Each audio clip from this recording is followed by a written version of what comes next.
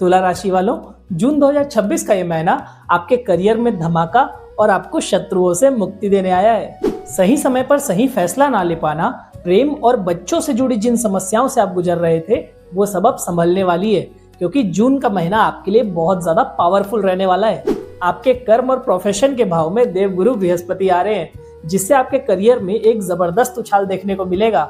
Job ढूंढ रहे लोग और प्रमोशन का इंतजार कर रहे लोगों को सफलता मिलेगी और व्यापार में भी आपको सफलता मिलने के पूरे योग हैं। और सबसे बेस्ट बात तो ये है कि आपके कॉम्पिटिटर्स आप पे कुछ खास बिगाड़ नहीं पाएंगे और हर बहस में आपकी जीत पक्की है।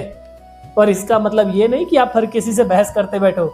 इस अच्छे महीने को बहुत अच्छा बनाने के लिए हर शुक्रवार माँ लक्ष्मी को सफेद मिठाई या खीर का भोग जरूर लगाएं और छोटी छोटी कन्याओं का आशीर्वाद जरूर लेते रहें।